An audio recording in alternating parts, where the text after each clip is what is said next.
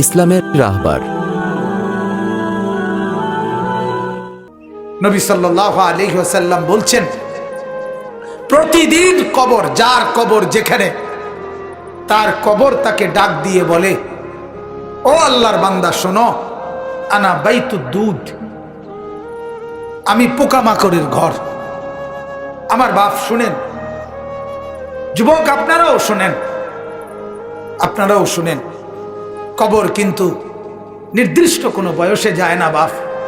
প্রতিদিন কোলের বাচ্চাও কবরে যায়, 90 বছরের বুড়োও কবরে যায়, 16 বছরের 20 বছরের তাগড়া জওয়ানও কবরে যায়। কবরস্থানে সব ধরনের লাশ আছে। এজন্য কবর ডেকে বলে, ও আল্লাহর বান্দা, আমি পোকামাকড়ের ঘর।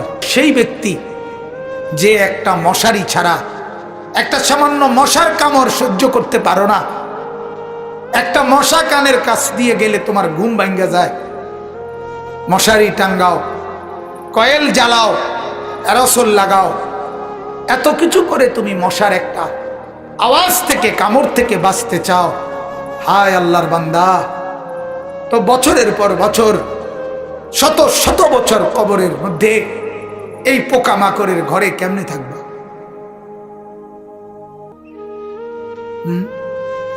বলে কবর প্রতিদিন বলে, আনা বাইতুল ওয়াহদা, ও আল্লাহর বান্দা, আমি কিন্তু একাকী ঘর, একাকী ঘর, কেউরে পাবা না, কেউরে না। আমার বাপ, এই পৃথিবীতেও একাকিত্বের যন্ত্রণা বড় সাংঘাতিক। আপনার ঘরে যদি লক্ষ কোটি টাকারও মাল সামানা থাকে, খাদ্য খাবার, ফল ফলাদি সব আছে, সব আছে, শুধু স্ত্রী নাই, মা নাই, বাপ নাই, ছেলে নাই, মেয়ে নাই, কেউ নাই, আপনি শুধু একা, খোদার কসম এই একাকিত্বের যন্ত্রণায় ঘরের সব কিছু না, সারা দুনিয়াটাই আপনার কাছে বিষাদ মনে হবে, মনে হবে আমার কিছুই নাই। গত বছর আপনারা অনেকে শুনছেন হয়তো, এক ভদ্রলোক, ঢাকার শিল্পপতি, কোটি কোটি টাকার মালিক, গার্মেন্টস মেল ফ্যাক্টরির মালিক, ওই ভদ্রলোক একাকিত্বের কারণে, স্ত্রী নাই, ছেলে নাই, মেয়ে নাই, বিবিও দূরে সরে গেছে, ইউরোপ থাকে, ছেলেও থাকে বাহিরে, মেয়েও থাকে বাহিরে, একটা লোক নাই ফ্যামিলিতে। শুধুমাত্র এই একাকিত্বের কারণে এরকম মোবাইলে লাইভে সারা পৃথিবীকে জানাইয়া, সবার সামনে, সারা বিশ্বের চোখের সামনে এরকম কপালের মধ্যে পিস্তল ঠেকাইয়া নিজের জীবন নিজে দিয়ে দিছে, আত্মহত্যা করছে শুধু একাকিত্বের যন্ত্র। এজন্য কবর ডাক দিয়ে বলে, আনা বাইতুল ওয়াহদা, আমি একাকী ঘর, কাউকে পাবা না। আনা বাইতুল গুরবা, কবর বলে, ও আল্লাহর বান্দা, আমি অপরিচিত ঘর, কাউকে চিনবা না, ডানে বামে কিছুই বুঝবা না, মাটি ছাড়া আর কিছুই চিনবা না, আমি অপরিচিত ঘর। দুনিয়ার এক মানুষ আর এক মানুষের বাড়িতে গেলে মোটামুটি বুঝে, এই রুমটার সামনের রুম, প্লাস্টিকের দরজাওয়ালা, এটা একটা বাথরুম, চুলা টুলা দেখা যায়, ওইটা রান্নার ঘর, মোটামুটি মানুষ আইডিয়া করে। কিন্তু কবর বলে, দুনিয়ার কোনো ঘরের সাথে আমার এই ঘর মিলবে না বাপ, কোনো কিছুর সাথে এটা মিলাইতে পারবে না, অপরিচিত ঘর। আল্লাহ আমাকেই মাফ করে দেন। এজন্য বাপ, অনুরোধ করছি, কবরের ফিকির করেন, কবরের ফিকির করেন। সাইয়্যিদুনা উসমান রাদিয়াল্লাহু তাআলা আনহু, হযরত উসমান নবীজির সাহাবী, উনি যখন কোন কবরের সামনে দাঁড়াইতেন, তখন তিনি এই পরিমাণ ফাবাকা, কাঁদতেন, হাত্তা ইয়াবুল্লা লিহিয়াতাহু, কাঁদতে কাঁদতে তার দাড়ি পর্যন্ত ভিজে যেত। অন্যরা জিজ্ঞাসা করতেন, ও আমিরুল মুমিনিন, কবর দেখলে আপনি এমন করেন কেন? তখন তিনি বললেন, তুমি জানো না, এটাই তো আখিরাতের প্রথম মঞ্জিল, আউয়ালু মানজিলিম মিন মানাজিলিল আখিরাহ, আখিরাতের প্রথম ঘর, প্রথম স্টেশন। মান নাজা মিনহু এখান থেকে যে মুক্তি পাবে সে তো বাকি সব ঘাটিতে মুক্তি পাবে, এখানে যে আটকায়া যাবে সে তো সব ঘাটিতে আটকায়া যাবে। এই জন্য কবর দেখলে আমার ভয় হয়, না জানি আমার কবরে কি হবে, না জানি আমার কবরে কি হবে। হযরত ওমর রাদিয়াল্লাহু তাআলা আনহু, হযরত ওমর আমরা কিতাবে পড়ছি ইন্তেকালের পূর্ব মুহূর্তে ওনাকে বর্ষা ছুরি দিয়ে আঘাত করা হয়েছিল এক কাফের বেঈমানে, নামাজ অবস্থায়, ফজরের নামাজ পড়া অবস্থায়। ওনার এমন হালাত হয়েছিল 3 দিন উনি মুখ দিয়ে কোনো খাবার দিলে এদিক দিয়ে বের হয়ে যাইত, ওষুধ পানি সবকিছু। এইভাবে ছুরি দিয়ে গাই দিছে ওনাকে 8-10টা। এরপরেও হযরত ওমর রাদিয়াল্লাহু তাআলা এই অবস্থায় মুমূর্ষ, তখন তিনি চকির মধ্যে, খাটিয়ার মধ্যে ওনাকে শোয়াইছে আর সবাই কাঁদতেছে। উনি তখন চোখের পানি ফেলে দিয়ে হযরত ওমর তার ছেলে আব্দুল্লাহকে বলছে, আব্দুল্লাহ আমাকে তুমি চকির থেকে, খাটিয়ার থেকে মাটিতে নামাও, আমি কবরে যাব কিছুক্ষণের মধ্যে, আমারে মাটিতে নামাও, আমার গাল মাটির মধ্যে ঘষা লাগাও, দা খাদ্দি আলাল আরদ, আমার গাল মাটিতে রাখো, আমারে মাটিতে ফেলায় রাখো, আসা রব্বি আন ইয়ারহামানি, যেন আমার আল্লাহর একটু দয়া হয়, আল্লাহ যেন আমারে মাফ করে দেয়, যেন আল্লাহ বলতে না পারে ওমর মরার সময়ও খাটে হইতে রইছ, অহংকার করছিস, এটা যেন বলতে না পারে। এই ছিল সাহাবায়ে কেরামের ফিকির ভাইয়া, ফিকির। হ্যাঁ, হাদিসের মধ্যে আল্লাহর নবী সাল্লাল্লাহু আলাইহি ওয়াসাল্লাম বলছেন, কসম হাদিস এটা, নবীজি বলেন কোন নাফরমানের লাশ যখন কাঁধের মধ্যে করে কবরস্থানের দিকে নিয়ে যায়, এই পরিমাণ চিৎকার করে, এই পরিমাণ চিৎকার করে নাফরমান বলে, আল্লাহর দোহাই তোমাদের আমার লাশ ওই কবরস্থানে নিও না, আমারে কবরে রাইখো না। আল্লাহর নবী সাল্লাল্লাহু আলাইহি সাল্লাম বলেন, মানুষ ব্যতীত আল্লাহর সব মাখলুক ওই চিৎকার শুনতে পায়, ওই চিৎকার শুনতে পায়। এই কবরে যাওয়ার আগে চিৎকার, লাশের চিৎকার। আল্লাহর নবী সাল্লাল্লাহু আলাইহি সাল্লাম বলেন, যদি ওই নাফরমানের চিৎকার তোমাদের কানে একবার শুনতা, তাহলে পৃথিবীর কোনো মানুষ কোনোদিন কারো লাশ খাটের মধ্যে কান্দে নিত না, কারণ যদি চিৎকার মারে এই ভয়ে, তাহলে রাস্তায় পড়ে থাকতো লাশ, কুকুর আর বিড়ালে খাইত। হাদিস আমার বাপ। অতএব কবরের ফিকির করেন। আল্লাহর নবী সাল্লাল্লাহু আলাইহি ওয়াসাল্লাম মৃত্যু পর্যন্ত নবীজি নিজে নিজে, আল্লাহর নবী সাল্লাল্লাহু আলাইহি ওয়াসাল্লাম 5 ওয়াক্ত নামাজের পরে নবীজি যে কয়টা জিনিস থেকে পানাহ চাইতেন, আল্লাহর কাছে মুক্তি চাইতেন, তার মধ্যে একটা হলো কবরের আযাব। আল্লাহুম্মা ইন্নী আউযু বিকা মিন আযাবিল কবর, আল্লাহ কবরের আযাব থেকে বাঁচান, অমিন ফিতনাতিল কবর, কবরের মুসিবত থেকে বাঁচান। আল্লাহর নবী সাল্লাল্লাহু আলাইহি সাল্লাম বলেন, কোন নাফরমান যখন কবরে প্রশ্নের জবাব দিতে পারবে না, তখন আল্লাহ তাআলার পক্ষ থেকে বলা হবে, ফাআফরিশুহু মিনান নার ওয়ালবাসুহু মিনান নার ওয়াফতাহু লাহু বাবান ইলান নার। ও ফেরেশতারা, এই নাফরমানের কবরে জাহান্নামের বিছানা বিছায় দাও, জাহান্নামের পোশাক পরায় দাও, জাহান্নাম বরাবর দরজা খুলে দাও। কিয়ামত পর্যন্ত এভাবে জাহান্নামের আগুনের পোশাক আর বিছানার মধ্যেই ধাউ ধাউ করে জ্বলবে। আল্লাহর নবী সাল্লাল্লাহু আলাইহি সাল্লাম বলেন, নাফরমানের কবরে এমন একজন ফেরেশতাকে পাঠানো হবে, যেই ফেরেশতা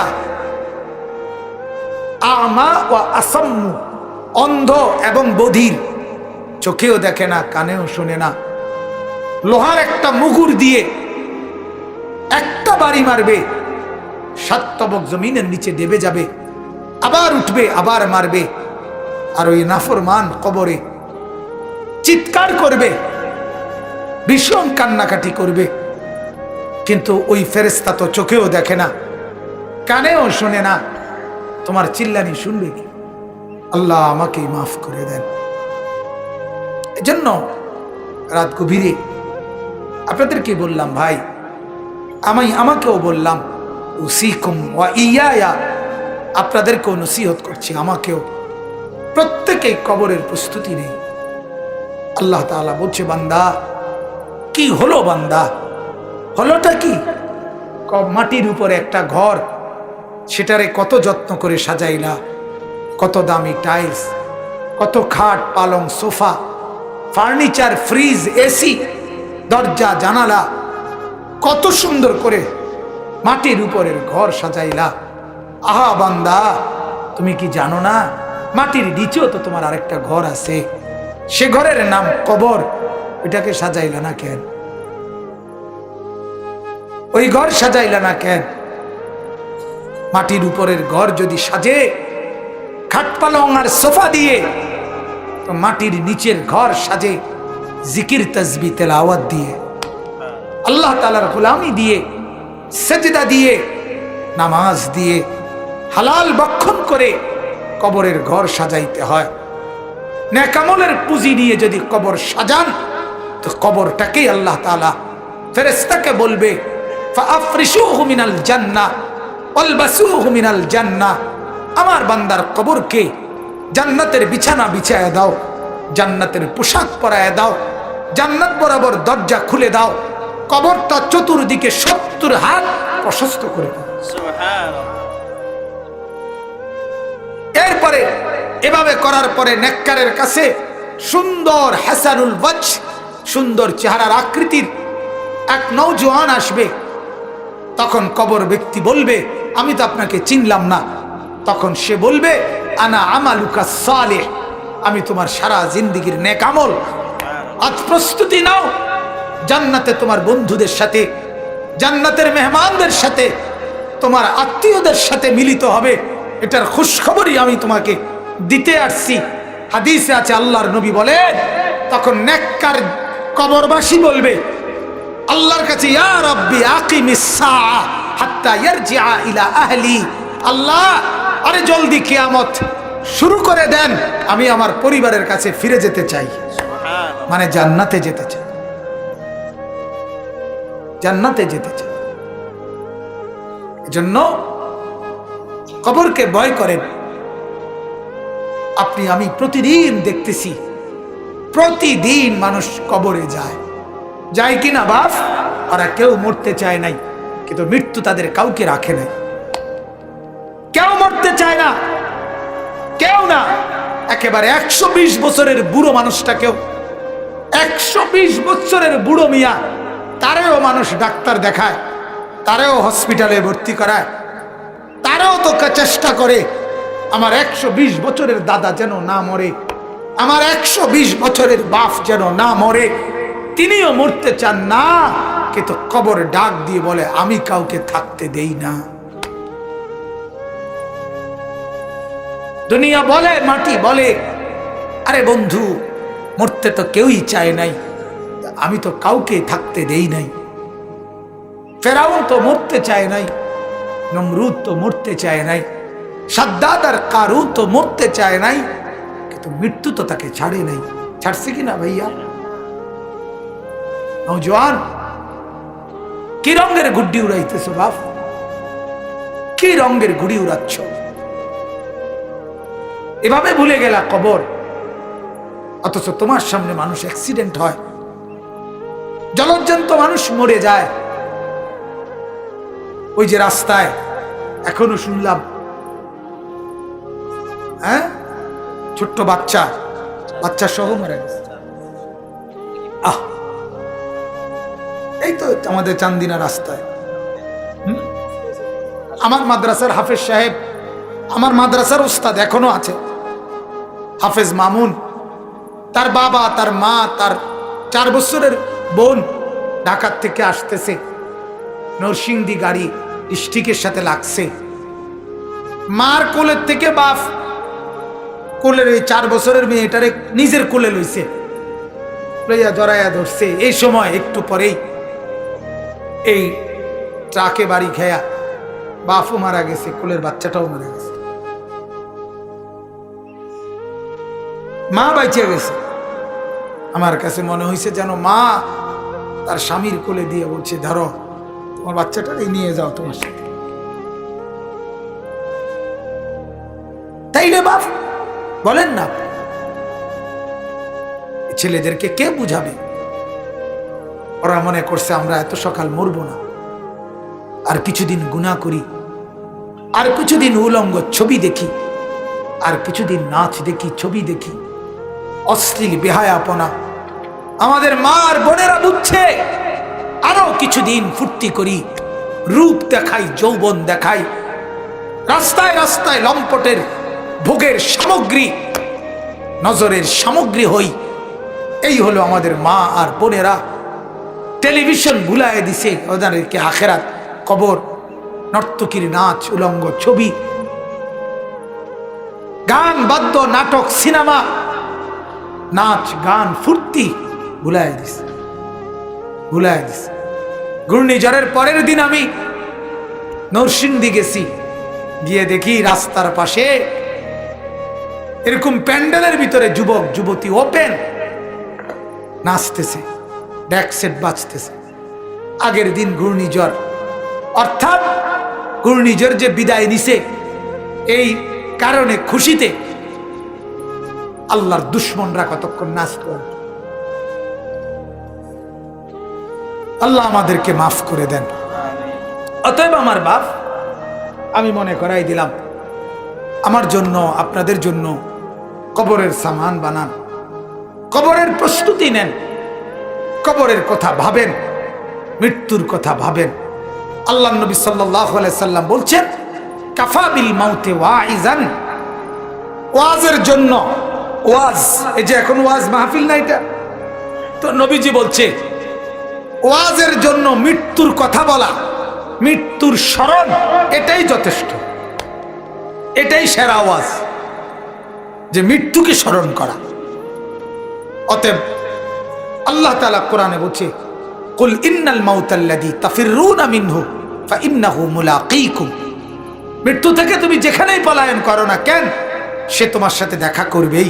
আইসিইউর ভিতরে ঢুকাইলো, ওইখান থেকেই আজরাইল নিয়ে আসবে, নিয়ে আসবে। আল্লাহ তাআলা আমাদেরকে কবর বুঝার, মৃত্যু বুঝার, সবক নেওয়ার তৌফিক দান করে।